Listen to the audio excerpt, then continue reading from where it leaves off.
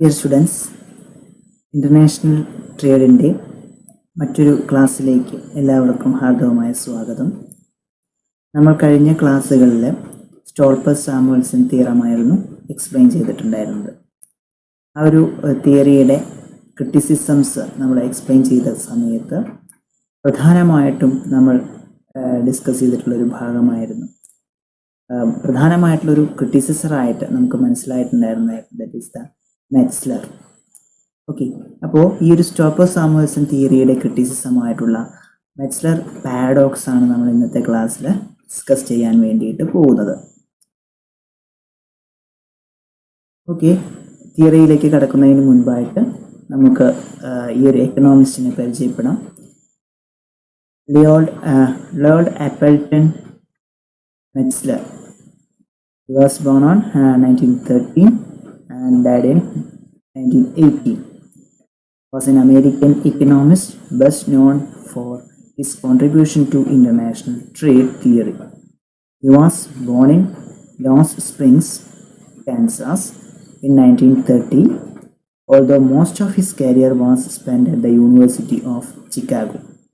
He was not a member of the Chicago School, but rather a Keynesian. After graduation, Metzler received his PhD in economics at Harvard University, where he became great friends with Paul Samuelson. Metzler worked post-World War II with the Office of Strategic Services in Washington, D.C., and spent much of that time working on post-war reconstruction in Europe. Metzler was awarded a Guggenheim Fellowship in 1942 upon completing his PhD at Harvard. He was made a distinguished fellow of the American Economic Association in 1968. In the early 1950s, Metzler's career was severely impacted by the discovery of brain tumor and several surgeries. He continued to teach for another 20 years at the University of Chicago.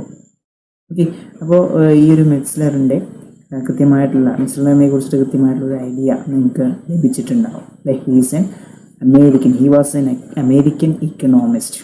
അപ്പോൾ നമ്മൾക്കിനി ഈ ഒരു മെറ്റ്സ്ലർ പാരഡോക്സിലേക്ക് കിടക്കാം.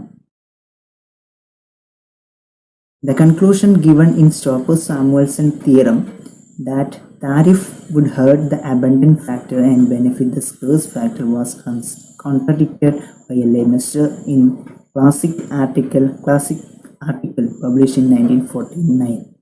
Okay, Stolper Samuelson theorem പറയുന്ന സമയത്ത് നമ്മൾ ആ ഒരു തിയറിയിൽ പ്രധാനമായിട്ടും എക്സ്പ്ലെയിൻ ചെയ്യുന്നത് എന്താണ്?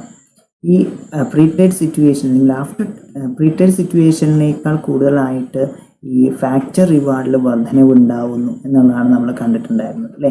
അതായത് ഈ അബണ്ടൻറ്റ് ഫാക്ടറിൻ്റെയും അതുപോലെ തന്നെ സ്കേഴ്സ് ഫാക്ടറിൻ്റെയും റിയൽ റിവാർഡിൽ ഉണ്ടാവുന്ന ചേഞ്ചസ് ഒക്കെയാണ് നമ്മൾ സ്റ്റോൾപ്പർ-സാമുവൽസൺ തിയറിയിൽ കണ്ടിട്ടുണ്ടായിരുന്നത്.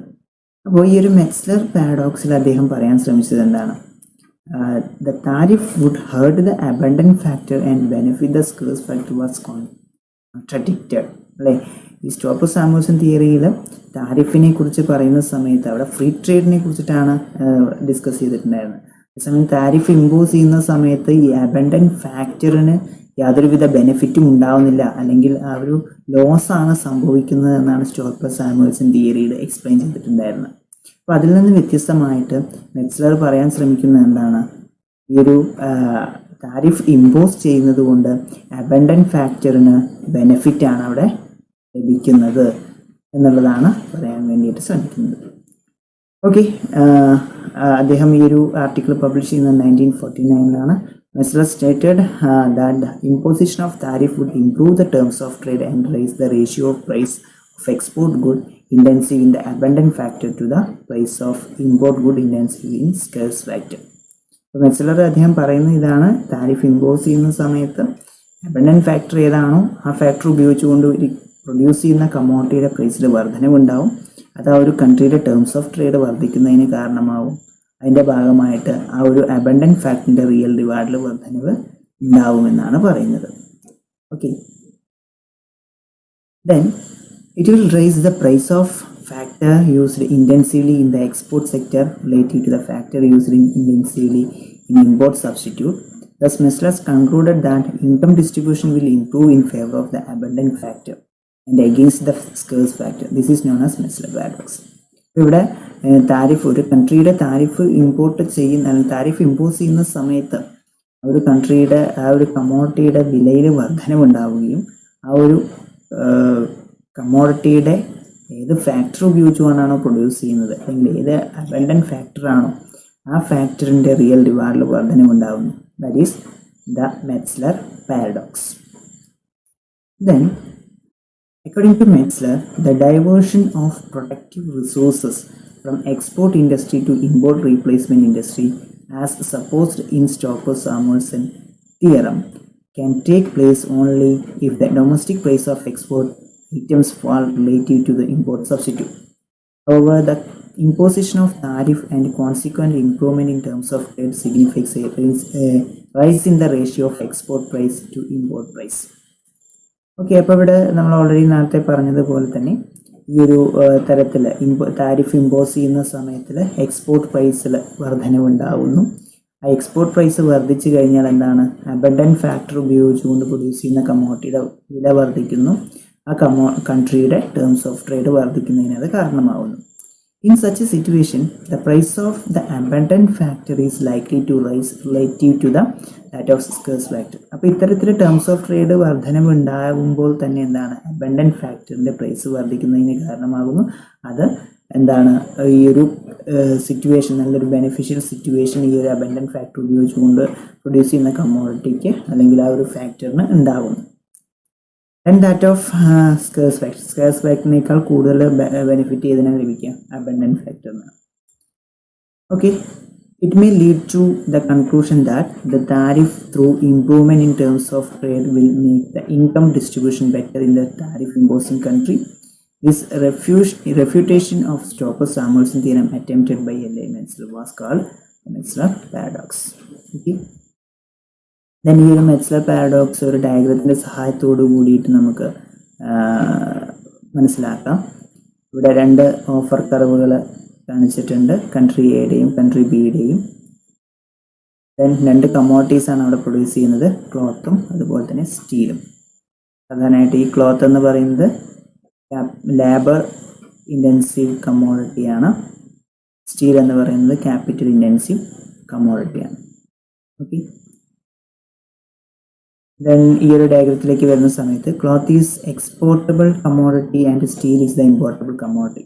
കൺട്രി എ എടുത്തു കഴിഞ്ഞാൽ കൺട്രി എയുടെ ക്ലോത്ത് എന്ന് പറയുന്നത് എന്താണ്, ഇറ്റ് ഈസ് എക്സ്പോർട്ടബിൾ കമ്മോഡിറ്റി. അവിടെ അബൻഡൻ്റ് ആയിട്ടുള്ള ഫാക്ടർ എന്ന് പറയുന്നത് ലേബറാണ്, അതുകൊണ്ട് അത് ഉപയോഗിച്ചുകൊണ്ട് ധാരാളം ഈ ഒരു ക്ലോത്ത് അവിടെ പ്രൊഡ്യൂസ് ചെയ്യുന്നുണ്ട്. So it is the എക്സ്പോർട്ടബിൾ commodity and steel is the importable commodity. OB is the offer curve of foreign country B. It becomes less elastic and negatively sloped from point P1. Okay. OB എന്ന് പറയുന്ന country ബിയുടെ offer കർവാണ്. ഈ ഒരു P1ന് ശേഷം എന്താണ്, it is slope negative സ്ലോപ്പാണ് കാണിക്കുന്നത്. And in the free trade situation, the exchange takes place at P. Free trade situation എടുത്ത് നോക്കുന്ന സമയത്ത്, അതുകൊണ്ട് ട്രേഡ് റെസ്ട്രിക്ഷൻസ് ഒന്നും ഇല്ലാത്തൊരു സമയത്ത്, that is the trade takes place at a point P where OA, the offer curve of the home country A, and OB intersect each other. The quantity imported of steel is PQ and that of exportable commodity is OK. ഈ ഒരു free trade സിറ്റുവേഷനിൽ A എന്ന് പറയുന്ന country import ചെയ്യുന്ന commodity എന്ന് പറയുന്നത് രണ്ട് offer കർവുകളും intersect ചെയ്ത് പോകുന്ന പോയിന്റാണ് പി എന്ന് പറയുന്നത്. ഇവിടെ country A PQ amount of steel is imported from country B. B എന്ന് പറയുന്ന കൺട്രിയിൽ നിന്ന് PQ എമൗണ്ട് ഓഫ് സ്റ്റീൽ എന്താണ്, ഇമ്പോർട്ട് ചെയ്യാനായിട്ട് തയ്യാറാവും. Then country A will export the commodity cloth amount of commodity that is OQ amount of commodity is exported to country B. Okay. Then the terms of trade are measured by QM divided by QX. QM divided by QX, that is equal to PQ divided by OQ. The quantity of commodity, quantity of imports divided by quantity of exports. നോക്കുന്ന സമയത്ത് P Q divide by O Q എന്ന് കിട്ടും. Okay, imports എന്ന് പറയുന്നത് P Q ആണ്, then exports എന്ന് പറയുന്നത് O Q ആണ്. That is equal to the slope of O P. O P എന്ന് പറയുന്ന പ്രൈസ് ലൈനിൻ്റെ സ്ലോപ്പാണ് ഈ terms of trade in physical ടേംസിൽ കാൽക്കുലേറ്റ് ചെയ്യുന്ന സമയത്ത് നമുക്ക് ലഭിക്കാം.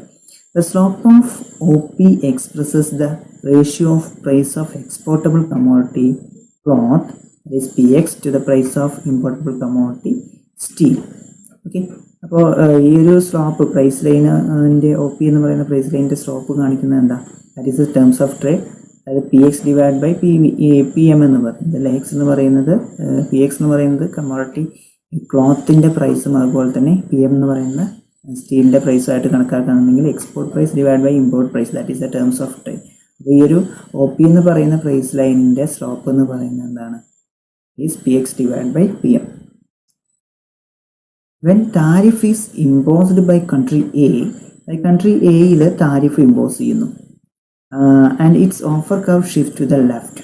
ഇത്തരത്തിൽ ഈ കൺട്രിയിൽ താരിഫ് ഇമ്പോസ് ചെയ്ത് കഴിഞ്ഞാൽ ഒ എ എന്ന് പറയുന്ന ഓഫർ കർവിൽ നിന്ന് എന്ത് മാറ്റം സംഭവിക്കാം?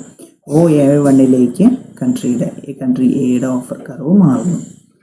Okay, the exchange takes place at P1 where the terms of trade are more favorable for the home country.